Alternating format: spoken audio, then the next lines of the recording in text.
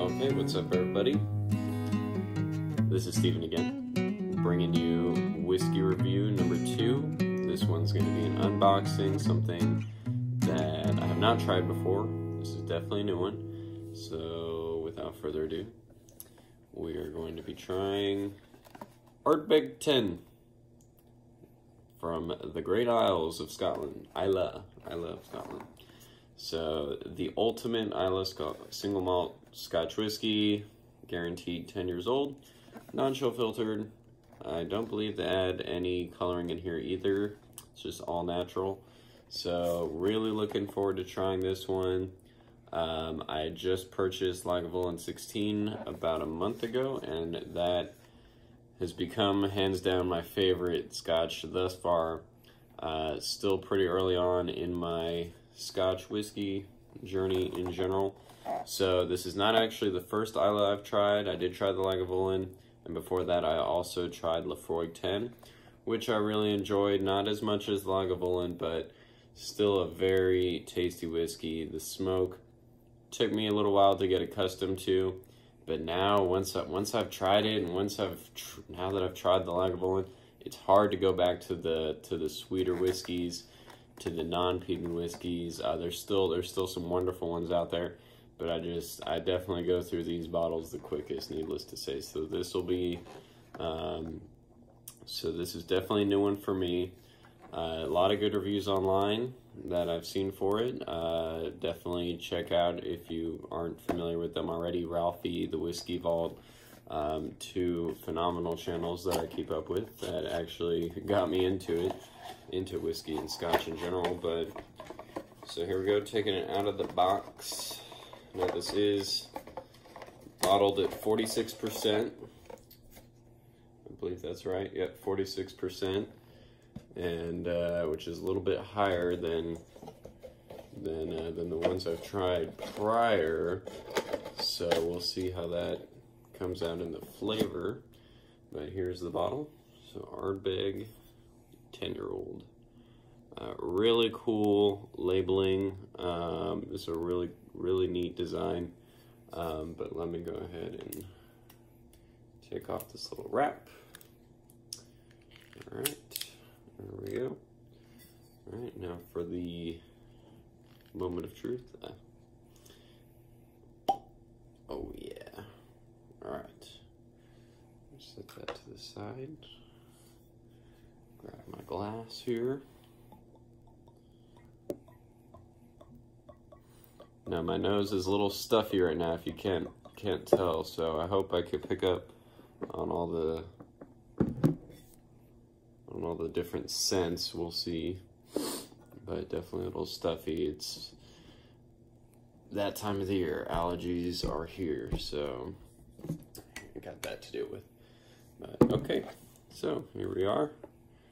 Got my first glass poured, ready to go. Very light color. Similar to the Laphroaig. That was the very first thing I noticed on the Laphroaig, was the lighter color. But from what I've learned thus far, that says nothing about the flavor. The flavor certainly packs a punch regardless of the color. So don't ever use that as a measure of flavor. But here we go. I'm just gonna smell it real quick. Okay, so definitely peaty, I think my nose being stuffed up is actually really making it difficult to pick apart the different scents, but definitely getting peated, earthy. I've heard this described as vegetal, which I can kind of see just from that nose. Overall, very pleasant though, very light. Very light. I wouldn't say fruity. That's definitely not the word that jumps out. Maybe a little bit,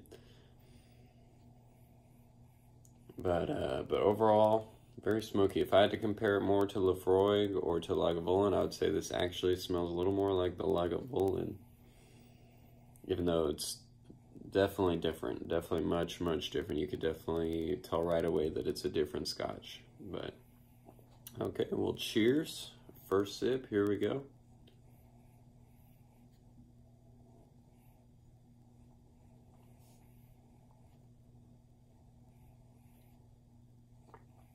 Oh, wow. Whew. Yikes. Oh, man. Well, if you can't tell from my reaction, that is quite a flavor. Jumps right out at you. There's no hiding from it. Oh, wow. That certainly packs a punch. Definitely getting quite a bit of smoke. You taste that heavy peat. But surprisingly, has a very smooth, rich flavor, which I wasn't really expecting. I was expecting it to be just dominated by the peat and there'd be no escaping it. And I was just ready to get, you know, to feel that. But overall, it's very pleasant.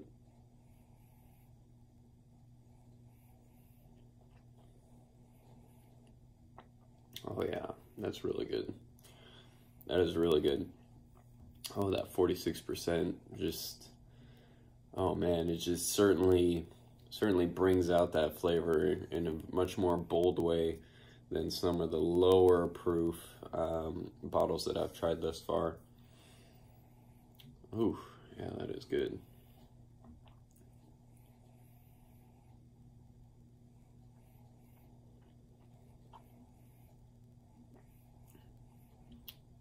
Yeah, peaty. I could definitely taste some of the greenery, like earthy. I would say that vegetal is a great way to describe it, where you could taste almost like moss, earth, like a grassy, like a really thick grass, but beautifully blended with the peat. Really nice harmony going on here. Very tasty. Very, very nice. So overall, not really much for giving a rating, but I would say on a scale of 1 to 10, this would be pretty far up there. Probably about a 9 for me, 8 or 9, just because I have really found myself drawn to the peated Isla, and so far this is really, really nice. So would highly recommend. One last sip here. Cheers.